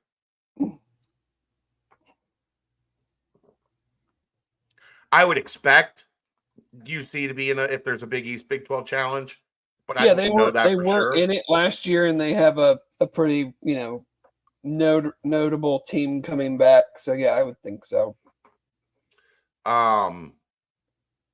So then, yeah, if you got Big East Big 12 Challenge, Georgia Tech, Xavier, Dayton. Potentially, if you play that, if you do Dayton again, that's 4. Right. So you have 7 left? Yeah. 31 games. You'll have an MTE, 31. Whether it's, hell, maybe you do it differently this year and you fold it into the season ticket package, but you do another MTE at home. Like, I think what you can do strategically is try to figure out how to get a couple more quad 3 games in those bye games because they help Yeah. strength the schedule and strength the record and all that stuff. Where you're not I mean, playing as many more quad 4. I'd try to play like, I mean, I don't know who exactly had the best years, but like some of the MAC teams are pretty good. Like Yeah. a Toledo, Kent State, like they're not going to cost you a ton. Like Matt, Oakland, get Oakland down here. Yeah. Well, not now. Greg Campy will play anybody. Anybody, anywhere. Yeah. Matt says he'd like a Missouri Valley team at home. Aaron thinks that league is trash. So. But no, I think there's, obviously you're going to have your total cream puffs, and you don't have like an unlimited budget to just buy a ton of home games for $100,000 a game or whatever. Right. But I think there's ways to try to get some. I mean, like just in Ohio, Indiana, and Michigan, there's so many Division I colleges. Like I feel like you could find some more of those teams to come in and that are, like you said, maybe the fringe quad 2, quad 3 versus the Mississippi Valley states and the Savannah states that we used to see come in here and get blown out by 50, and it was the 343rd team on the in the net or whatever. But yeah, I don't see the Michigan State scheduling happening too much anymore. It just doesn't make any sense. Unless they just become a marquee team and it's for television. Sure, but the other thing is, Dave, physically, it doesn't make any sense. No. Because you're going to get beat to hell in the Big 12. Like, you're going to get beat to hell. You're going to have... like, this is the thing, like, even if you're good, and you have all the confidence in the world that you're good, and you know the Big 12 is what it is. Yeah. Why are you going to take more unnecessary risks in the non-conference than you have to? Right. Like, what? Like, yes, we could beat those teams, but you could also lose. If they're that good, then you could also lose to them. You know what you need to do? You need to do enough to look like you didn't do anything. Right. Or just win all your games, and then it doesn't matter who you played. Like South Carolina ladies did. Yeah. Just beat everybody. Go undefeated. Just beat everybody, and it doesn't matter who you played. That's Dave's solution. Go undefeated, and it doesn't matter who you played. Nope. I need more on hoops. No, I think I'm all hooped out for now. All right. Turtles Brew. Timestamp time. 0 sugar, 0 carbs, gluten-free, 6% ABV. It's bourbon-infused sweet tea. They now have pouches. 12-ounce pouches. They come in single packs or in 5-packs. And you can find them at 100 locations throughout Ohio. Visit turtlesbrew.com for more information and locations. Let's get to TeamTicker. And they are obviously a longtime partner. You see it right there. See Paul, Aaron, Missouri Valley Aaron has the Bearcat. That's fine. It's a high-tech retro display. It provides daily updates of the latest news, stats, schedules, much more. No subscription required. If you're looking for the perfect addition to your man cave, your dorm room, a gift for that special Bearcats fan, put it in your bedroom. I'm sure your wife would love to know every time a UC team is about to play as the fight song blares in your bedroom. Go to teamticker.com and pick up your TeamTicker today.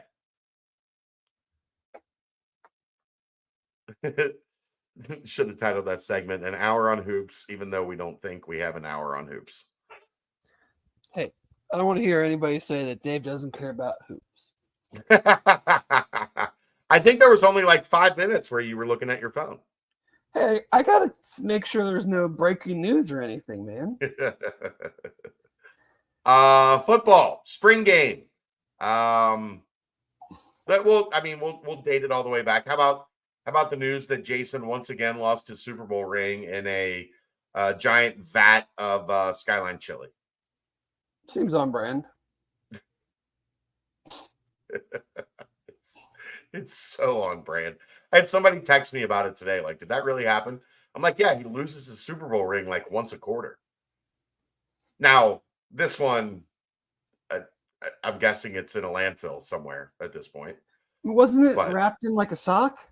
It was wrapped in a sock, but it was at the bottom of those tubs. Yeah, but nobody got the sock that had the ring in it? I guess not. I guess they think maybe. How is it that we've had two completely different stories now in 2 weeks in a row where we've had two completely different stories about things wrapped in socks that have been the biggest news stories of the week? I'm no longer. I have no idea what you're talking about of the other sock story, and it sounds like I don't want to know. Sauce told a story about Royer. Yeah, like I just said, I don't want to know. You're welcome. Dave Royer used to just go around the locker room. I don't want to know. You're familiar with Flea from the Red Hot Chili Peppers, right? I enjoy their music, yes. Royer would pull a Flea every now and again. Apparently it's gone. Which it's so on brand for Jason. Why in God's green earth would you agree to let them put your real Super Bowl ring in a sock in a giant pool of Skyline chili 3-ways? Because you're Jason Kelce. You want to talk about, is Jason Kelce authentic? That dumbass used his real Super Bowl ring for that promotion. Yeah. Unbelievable. And then somebody said that they saw the girl on Sports of All Sorts on Channel 9 on Sunday night with the ring. It turns out that they had two. One was a fake, one was real, and she had the fake one, and the real one is lost. Maybe probably for good.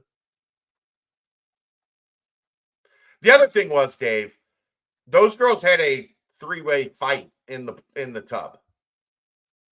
Like they were just slinging clobs of Skyline chili, cheese, and spaghetti at each other.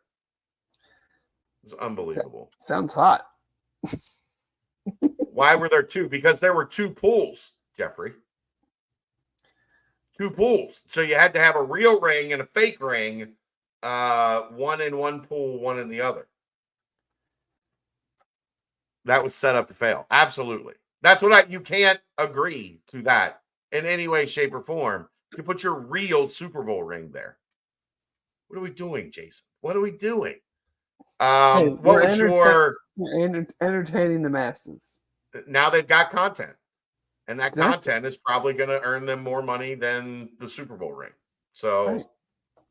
And I mean, let's be real. Like the Eagles aren't going to just get him another one. Yeah, they'll just get him another ring. I would assume. You would think. I mean, I don't know for sure. I think they can make that happen. I would assume that is in their budget, within their budget. What was your overall takeaway from what looked like from the outside that level of event? I mean, it seemed very cool. It seemed fun. I'm all about fun, so it seemed fun. So I thought hopefully it's something that they can potentially do again. Build off of a little bit. I mean, I was listening a little bit to their the beginning of their podcast today, and I guess they're going to have the interview portions on the YouTube, like a YouTube feed of it later in the week, maybe. Yeah. Which is more of like I'm more interested in that element of it than the than the Lom Baby. Is that how you say it? The Lom Baby games. Lom Baby. Yeah, LOM baby. Lom that doesn't baby, really yeah. do much for me. But I also don't think I'm their target market. So, but no, it seemed like a lot of fun, and it's good to have those guys back and all of the other guys that came with it, and it shined a great light on UC and them and what they did with walk-ons and Ben Blevins. Like it was, I think, anytime you become what they've become, you're going to take your slings and arrows from people. And I think they did a lot more that we realize than probably what just like someone that is not either a UC person, an Eagles person, a Chiefs person. Like the weekend was a lot more than just a fake graduation ceremony and chili wrestling, and like it was a lot of really good things for UC as a whole. It was again, like I said, I don't have to say it again, but I will. I don't know that it's an every year thing, but it is certainly something that needs to be put in a somewhat semi rotation to keep it fresh and keep it, interesting to fans that show up. But it's also one of those things, Dave, that Aaron and I talked about this. Like it's impossible to replace. It's impossible to replicate. Nobody else can do that. I don't think people understand not only how hard is it to fill up an arena to watch a podcast, but how hard it is to do it at that price point and put everybody to the rafters. Like it is such a difficult, unique thing. And I don't know, I saw today there's a report that they're working on $100 million deal, which yeah. Those boys are going to make a lot of money podcasting long after their football careers are over. For sure. Spring game. You couldn't make it. How did Will's soccer game go? The Grasshoppers are legit. They legit absolutely crushed the Bumblebees. Probably like 10-2, maybe. Oh, they don't keep score, but we keep score because I keep score because I'm right. I'm competitive. Are you kidding? Like, why would I not know who won? I mean, it was also very easy to tell because, at that age, if you're fast and you have any coordination, you're going to be good. Will's team has two guys on it that are very fast and just kick it out in front of them and chase it and just run past. That's what I did when I was that age and I played soccer. I was little and I was fast and I would just kick the shit out of it and then run faster than you to get it. Yeah, he had one goal. Though each of those two guys had 4, and I think maybe a couple. There might have been a couple other in there. So, but yeah, it was. He got a medal for sportsmanship, which I was kind of disappointed about. I'm not real big on sportsmanship, but got a medal. Got a. Your mom is here to let us know he got the sportsmanship. I know. Get it out of the way early. Then you turn into the enforcer the rest of the season. Now the refs think well of him. Right. So got some goldfish crackers, got a Capri Sun. There was a Kona ice truck there. So it was a great day all around for Will Simone. You know what's underrated, Dave?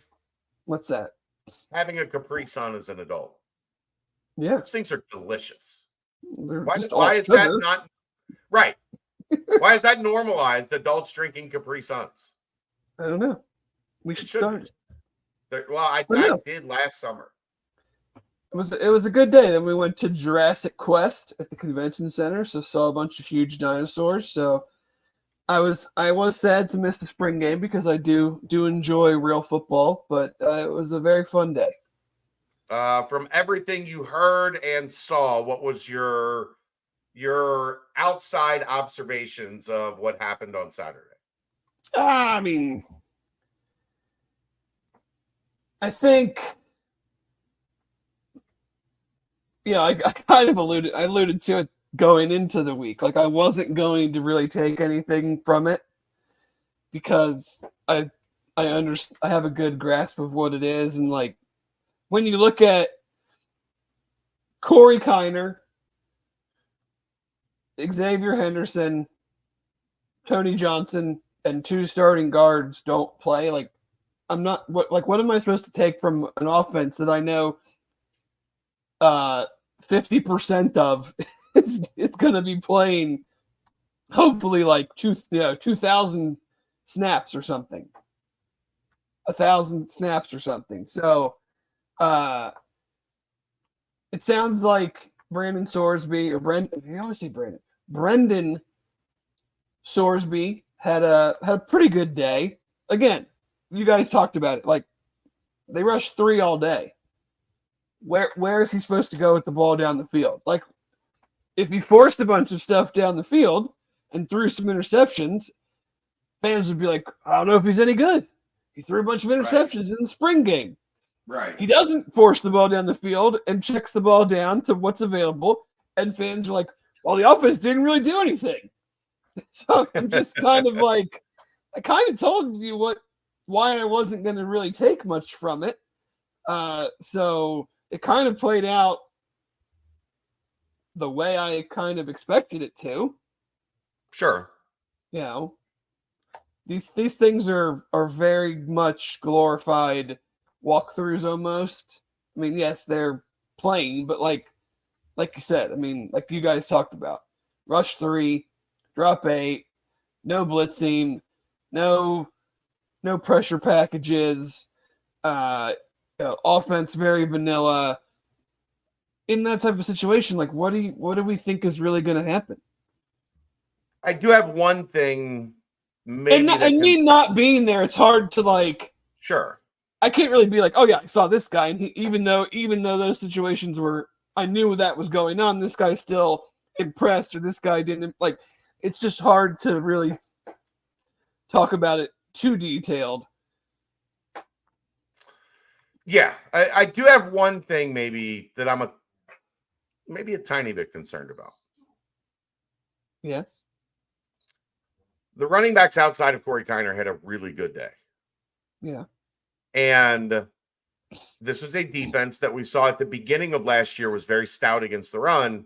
At the end of last year, struggled pretty significantly against the run. And then in the spring game, your 2, 3, and 4 backs all had pretty strong days. Right. Fair to at least going up against some pods. Yeah. Like, right. But not you're like, it's not like the starting 5 line was out there for 70 plays just running down their throat. Right. Other guys. Sure. Too. But I do think that is something that is, especially I know everybody looks at this league as a pass happy league. If you look at this league next year, dude, there are some monster running backs in this league. I mean, I think Corey's really good, and he's like 6th, 7th. 6 or 7. I mean, I saw a tweet today with like 5 dudes like rank these 5 Big 12 running backs, and Corey Kiner and RJ Harvey weren't even on the list, and RJ Harvey almost ran for 2,000 yards last year. And it was understandable when you looked at the 5 guys. You're like, yeah, those 5 are pretty fucking good.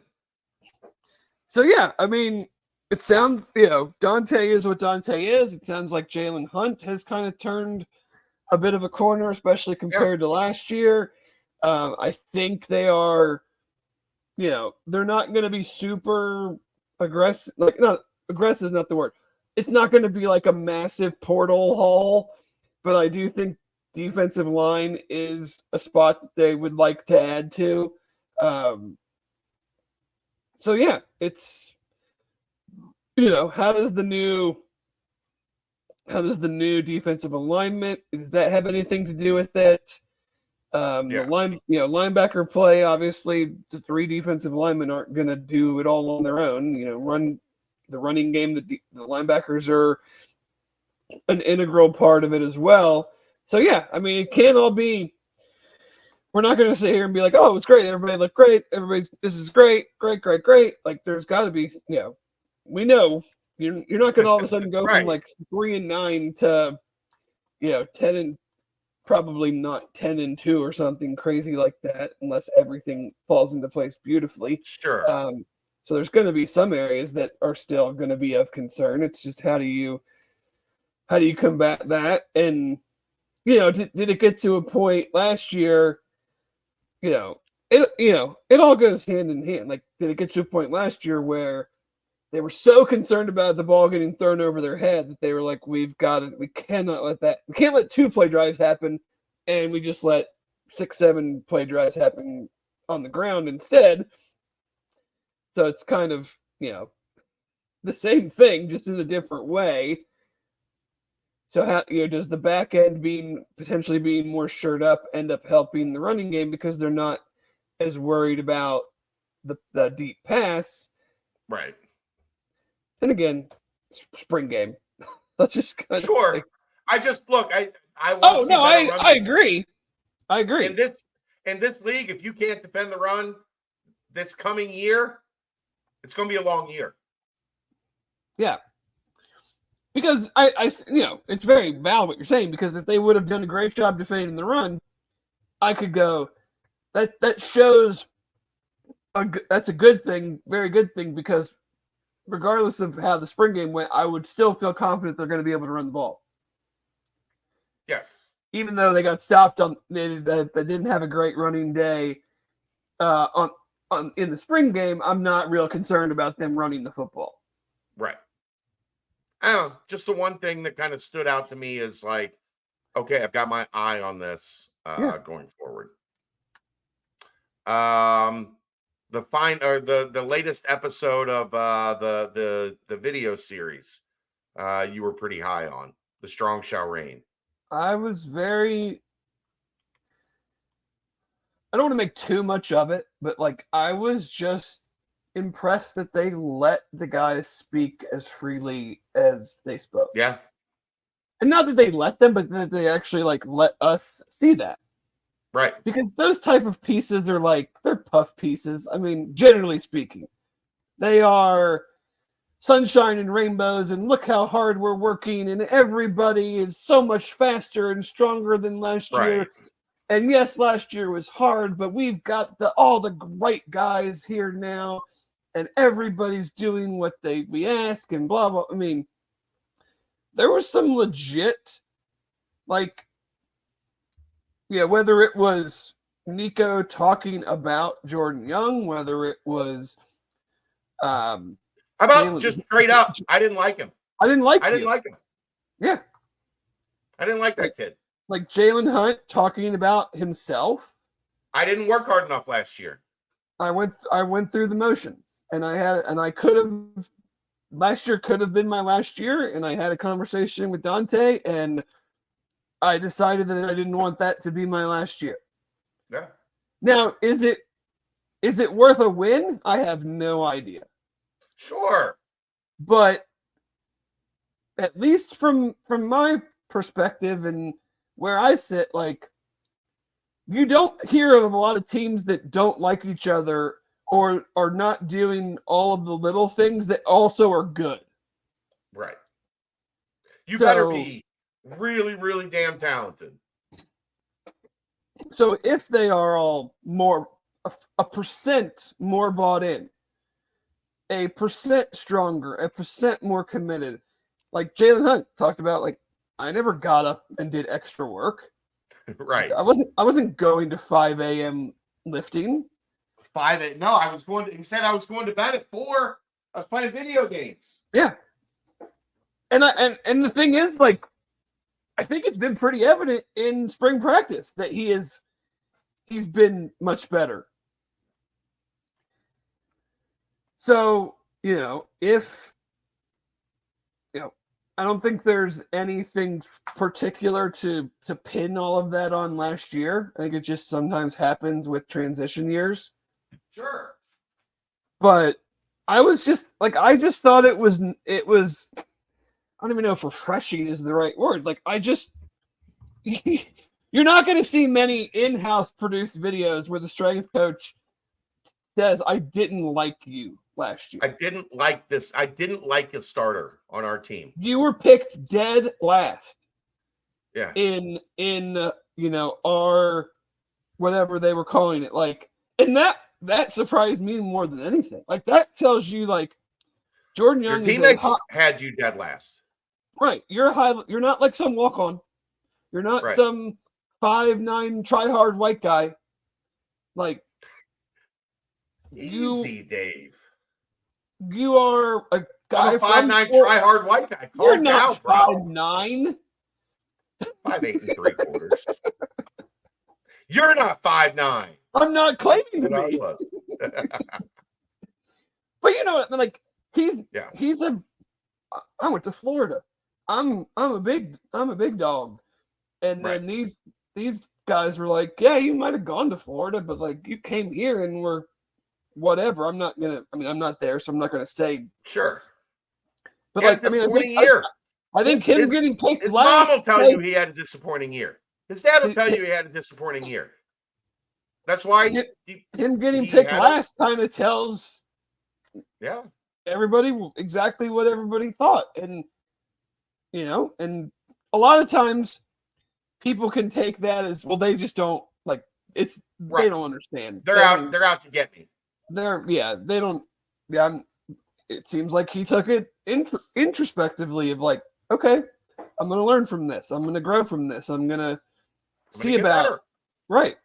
So I just thought it was cool because you don't see it. Like I said, is it worth anything? I have no idea. If a whole bunch, it might be worth something, and then half the team gets hurt or something. I mean, who the hell knows? I just thought it was cool that they had the freedom, and also felt, I think that's the other thing, is like they felt comfortable enough to speak that way. I think that says a lot about where the team is. Yeah. Is that I feel comfortable about who I am and where I am, that I have no problem talking that way because that's not who I am anymore. Maybe they could play some Edie Brickell and the New Bohemians. I have no idea what that means. The old people will get it. What I am is what I am, Dave. Are you what you are or what? Sure. But that's all. That's it. I just thought it was interesting and cool that they, that was the direction that went. Yeah. The spring portal is open. We're expecting 8-ish, somewhere between 6 and 10. I'll land at 8 for now. Spots to open. The spots that are opening are attrition related. It will be very interesting. You have been tracking this the last couple of days more than I have because I've been swamped with a bunch of other stuff. But any trends you're seeing from the offers that are going out? Not really. I mean, I've only seen 3 that I know of publicly. Defensive end from Arkansas State, interior offensive lineman from San Jose State, and then a wide receiver from Colorado State, who's seems to be a pretty damn good player. He's from Rochester, New York, and visiting Syracuse this weekend with their new staff in place. They have a lot of momentum. I would be pretty surprised if he doesn't go back home. Yeah. I mean, I'm tracking many more names, but I'm not going to put them out there unless I know that an actual offer was made. Now we're talking Crypt Keeper. Crypt Keeper knows Edie Brickell and the New Bohemians. Choke me in the shallow water before I get too deep. Okay. It's aggressive. It's an aggressive line. It's an aggressive lyric. That's painful. Like, I don't want to drown, so just choke me here, I guess. I don't know. Sure. But yeah, I mean, I don't. There's certainly been some. I saw very interesting, and I'm not going to read it verbatim, and I haven't put it on the board yet, but it was very interesting. Like a tweet from Bud Elliott at 247 about just all the different guys that are going into the portal, and when the tweet is sent, like deciphering what that actually means. Oh yeah, there's an art to it. So, you know, it's very funny. I've always joked of like the tweet of the guy's been in school for 2 or 3 years, but all the tweet says is that he was like a 4-star in the 2021 class. Yeah, that's the biggest thing on your resume is all your that tells me is 3 you've years been in ago. college for 2 or 3 years and you haven't done anything yet. Yeah. Or like the player that enters the portal and they give the stats, but then you have to go do the research and see that he's a 5th-year guy. So like 80 catches for 1,400 yards and 7 touchdowns isn't actually impressive at all. 5 seasons, right? So there's certainly some smoke and mirrors to how these things are presented. Yes, absolutely.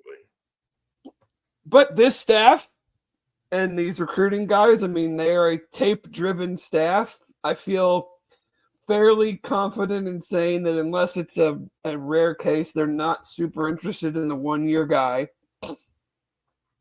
So it's more of a development type filling of the roster. I you know, outside of maybe corner. That's what I was gonna say. If you can go get a 1-year corner, like I'm just not sure like who's the guy out there in this portal, like, or the portal guys that were in the portal and now are back in it 3 months later. Like, right. That tells me a lot. I just don't know in this portal class, like, are you, after you were so, like, you added so many pieces in the portal before, and you did bring back a good core of starters, especially on offense, like, where's that impact, like true impact guy coming in this part of the portal? Right. Outside of maybe corner, which, I mean, everybody will want a damn corner. So, I mean, if you can go find another receiver and they end up winning the job, I mean, sure. I think that's why, I think his name is Justice Ross Simmons, maybe. And it's had like a lot of interest from a lot of good programs. I mean, just the DN that they offered from Arkansas State yesterday. I mean, I'm following him now on Twitter. He's up to probably like 15 or 20 P4 offers. Like that. So we'll see. I mean, I think it's much more of a depth and just a continuation of raising the floor of the roster. I think that was, the floor was very low. Right. Agreed. And agreed. They just need a better roster, 1 to 85 or 1 to 105, however you want to put it. Yeah. And we'll see what that means in the portal. Yep. Shaman's back in the portal. Great. Do I think there's a 1% chance of a reunion? No. I don't. I put on the board today, there's a better chance that I line up at tight end this year. Nobody wants to see that. Alton McCaskill, Houston running back, Colorado running back in the portal. I wouldn't mind seeing you line up for 1 rep at tight end. I would mind. I'd get my teeth kicked in. I wouldn't mind seeing you line up for 1 rep at tight end. I got great see what it looks like. That's not going to matter. Dude. I won't block a soul, but I got good. Well, you're going to get hit so hard that your hands aren't going to matter. Not a very big catch radius either. If we're being honest. Right. Like it's got to be right there. Hit me right here. I'll hold on. All right. I think that's going to do it. Thanks to everybody for tuning in. What a week. And hopefully more coming. I don't know how we're going to match the last 3 days, but the last week, shit, we'll give it a shot. That's the BCJ podcast, brought to you by the Holy Grail, right here on BearcatJournal.com.